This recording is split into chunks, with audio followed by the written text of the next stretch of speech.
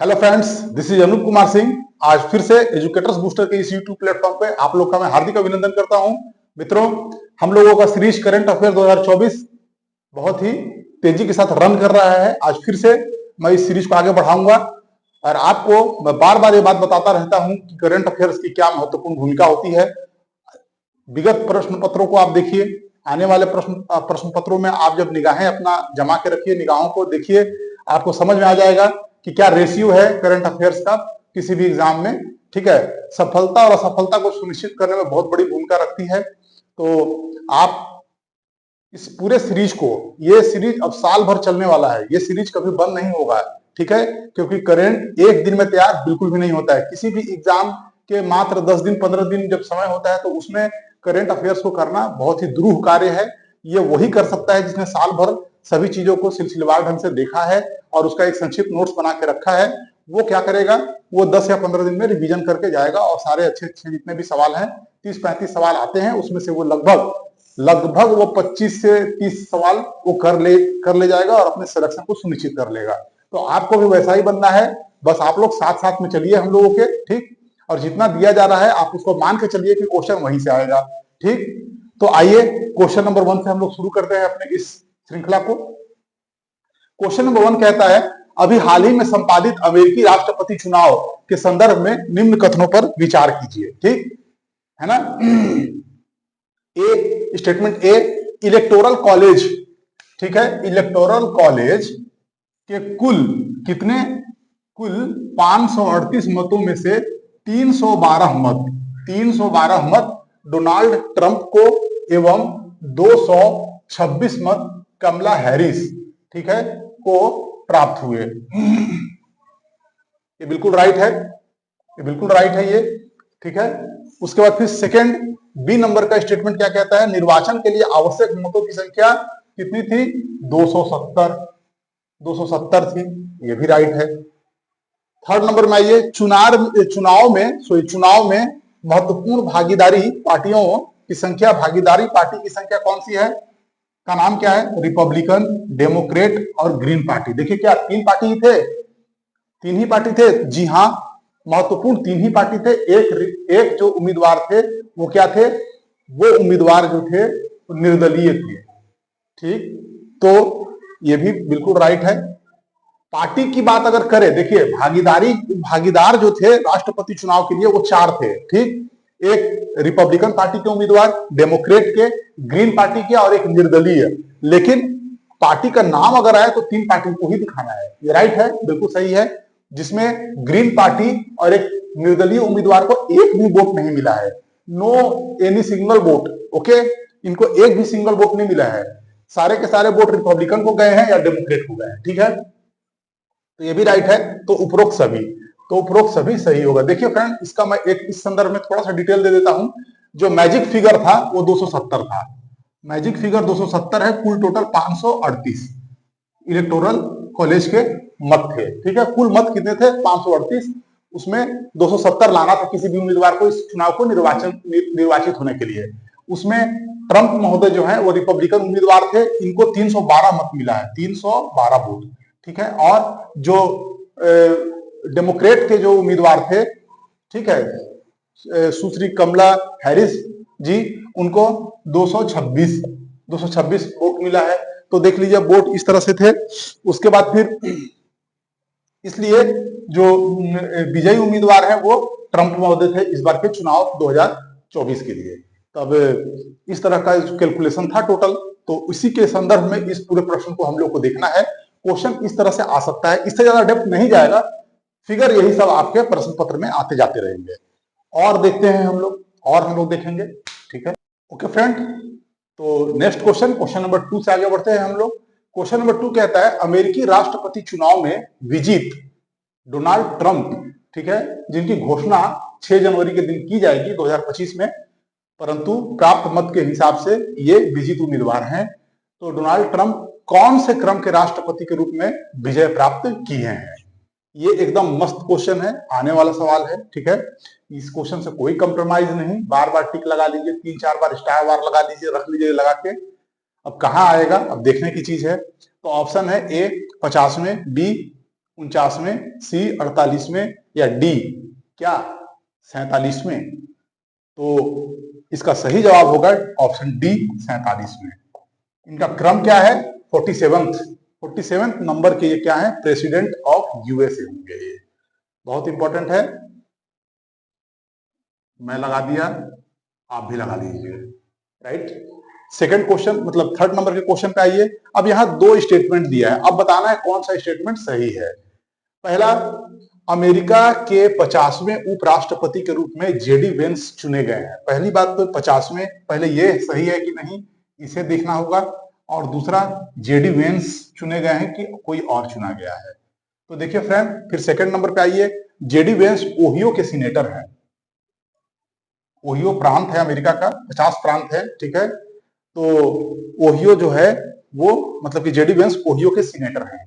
तो दोनों ही स्टेटमेंट अपने अपनी जगह पर बिल्कुल सत्य है कि जेडी वेंस जो है ये उम्मीदवार थे डोनाल्ड ट्रंप महोदय के, ठीक है, और इन्हें 50वां उपराष्ट्रपति के रूप में चुना गया है। दोस्तों 50वां, ये फिगर बहुत इंपॉर्टेंट है। मैं अगर ये कहूं कि डोनाल्ड ट्रंप के फिगर से भी ज्यादा इंपॉर्टेंट इनका फिगर है तो गलत नहीं होगा, एकदम सही है। 50वें उपराष्ट्रपति हैं ये जेडी वेंस। और आपको ये भी ध्यान रखना है कि ये ओहियो के सीनेटर हैं, ये भी राइट है। देखिए ऐसे सवाल एकदम आएंगे, आप आंख मूंद के मेरी बातों को मानिए और इसमें तो कम से कम 10 स्टार लगाइए।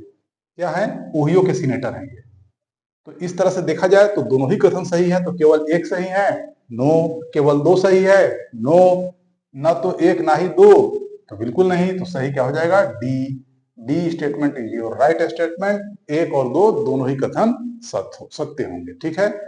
जेडी वेंस के बारे में एक छोटा सा बात बताना चाहूंगा कि इनका भारत से बहुत गहरा लगाव है। ये मैं मजाक में या फिर हंसी मजाक में ये बिल्कुल कोई भी बात नहीं कहता हूं। आप इसको नोट कर लीजिए कॉपी निकाल के, क्योंकि सभी चीज को क्वेश्चन के थ्रू कवर करना उतना मतलब आसान काम नहीं है।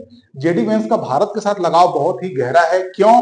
क्योंकि उषा वेंस, क्या उषा वेंस जो है इनकी पत्नी है, ठीक है, जिनका आंध्र प्रदेश से मतलब कि आंध्र प्रदेश के मतलब कि भारतीय मूल की हैं ये उषा वेंस। आंध्र प्रदेश की ये मतलब कि रहने वाली हैं।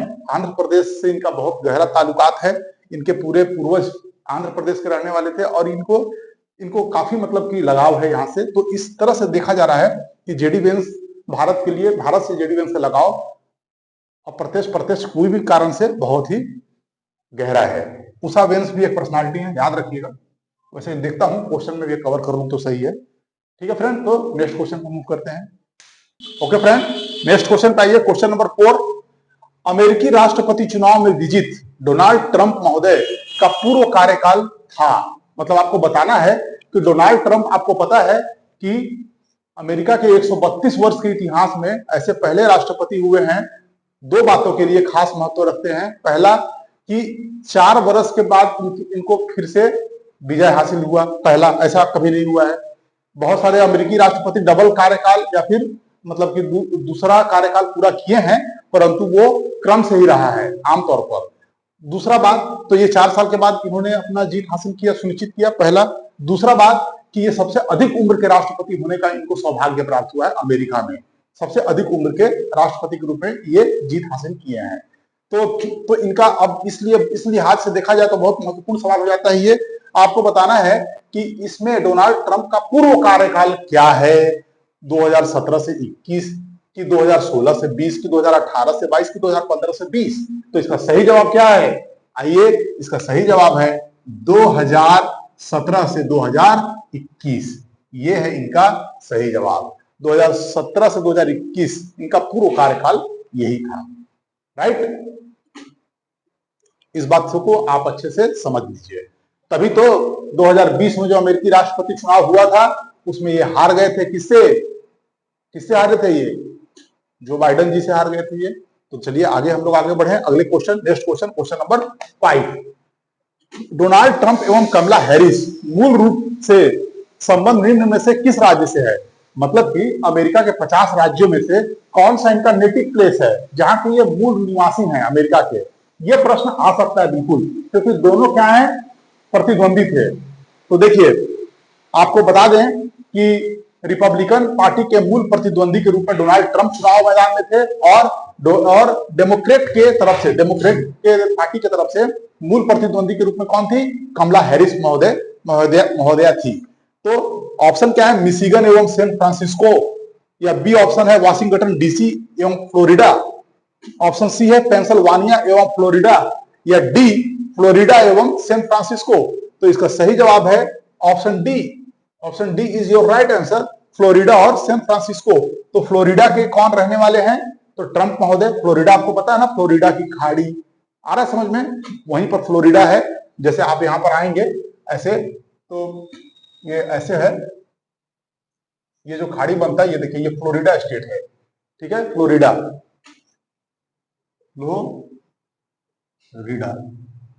ये फ्लोरिडा है। यूएसए के बिल्कुल आप चले जाइए पश्चिमी तट पर, दक्षिण पश्चिम तट पर चले जाइए तो फ्लोरिडा मिल जाएगा।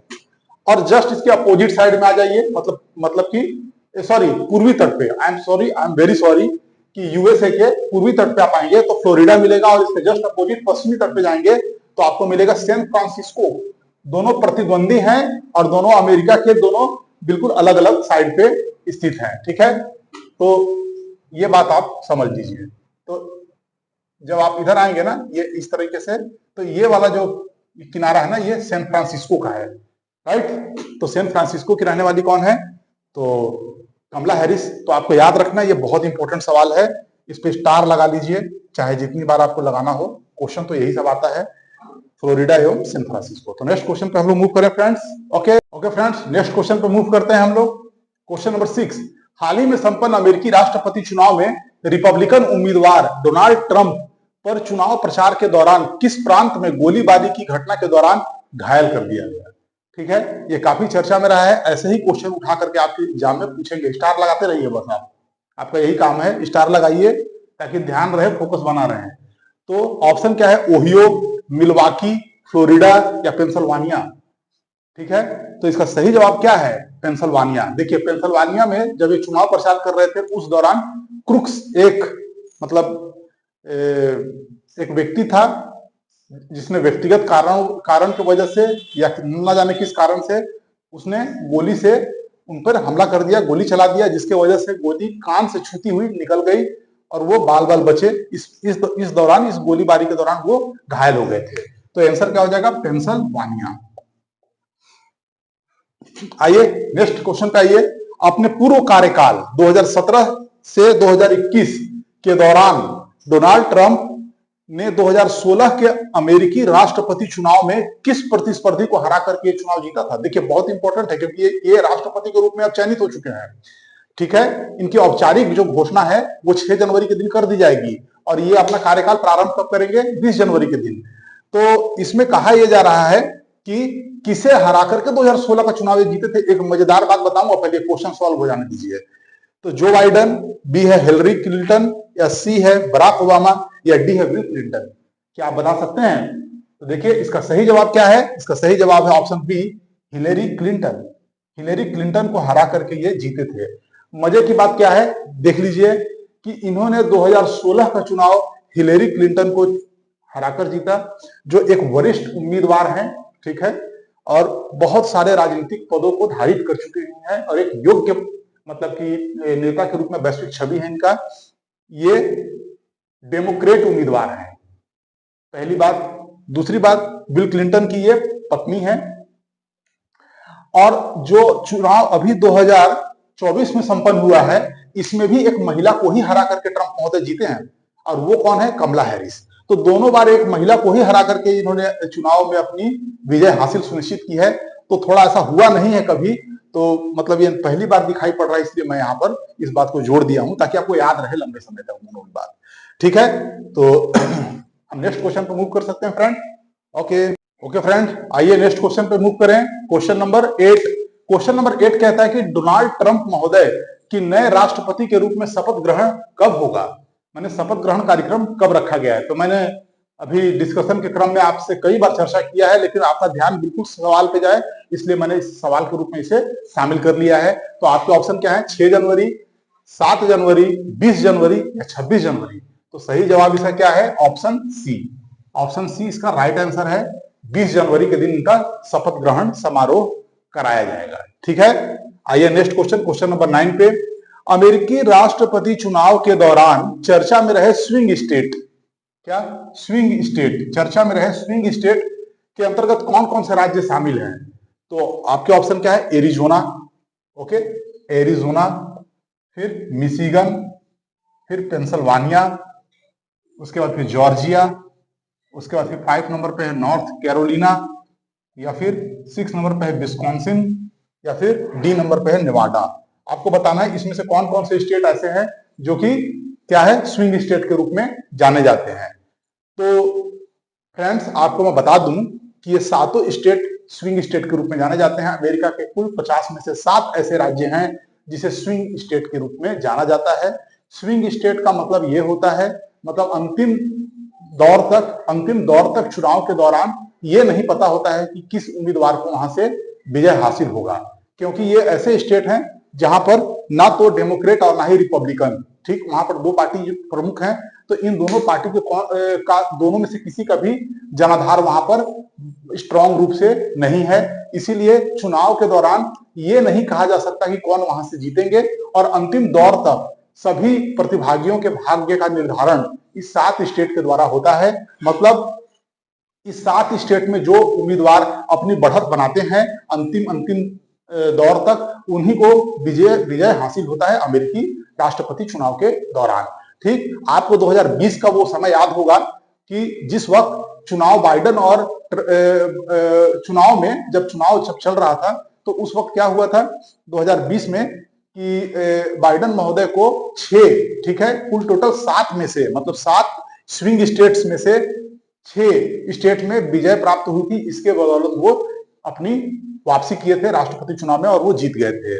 और इस बार भी क्या हुआ है, डोनाल्ड ट्रंप महोदय को यहाँ इन सात जो तुम आपके स्विंग स्टेट है, इसमें से 6 स्टेट में उनको विजय प्राप्त हुई है, और इसके बदौलत वो 312, ठीक है, 312 सीट लेकर के और विजेता के रूप में, राष्ट्रपति के रूप में फिर से अमेरिका के 47वें राष्ट्रपति के रूप में पुनर्निर्वाचित हुए हैं। तो ये 7 स्टेट को ही स्विंग स्टेट कहा जाता है। ठीक है, तो आप इसे याद रखेंगे तो आपका उत्तर इस लिहाज से क्या हो जाएगा, 1 2 3 4 5 6 और 7, मतलब कि ऑप्शन ए आपका राइट होगा। ठीक है फ्रेंड, तो इस तरीके से हम लोगों ने कुल टोटल अमेरिकी राष्ट्रपति चुनाव के पर 9 सवाल देखा है। ठीक है फ्रेंड्स, तो इस तरह से ये अमेरिकी राष्ट्रपति चुनाव के मद्देनजर ये बहुत इंपॉर्टेंट डिस्कशन था। आप लोग जाइए और इसे बार बार देखिए, क्योंकि अमेरिकी राष्ट्रपति चुनाव अभी हाल ही में हुआ एक सबसे महत्वपूर्ण चुनाव है, जहां से प्रश्न प्रत्यक्ष अप्रत्यक्ष रूप से आपको दिखाई देंगे। इसीलिए मैंने स्पेशली अमेरिकी राष्ट्रपति चुनाव के लिए एक करंट अफेयर्स का एक महत्वपूर्ण वीडियो आप लोगों के लिए बना दिया है। इसे बार बार देखना है। ठीक, इस तरह के और महत्वपूर्ण वीडियोस के लिए हमें लाइक, शेयर और सब्सक्राइब करना बिल्कुल ना भूलें। ठीक, हमारे साथ जुड़ के रहिए, जुड़ के चलिए। हम आपसे दुगना मेहनत करते हैं, बस आप साथ रहिए। ठीक है, लाइक करना बिल्कुल मत भूलिए वीडियोस को, कमेंट जरूर कीजिए, कोई भी समस्या हो हम कमेंट जरूर पढ़ते हैं। और साथ ही साथ आप वीडियो को सब्सक्राइब, चैनल को सब्सक्राइब जरूर कीजिएगा। Thank you very much.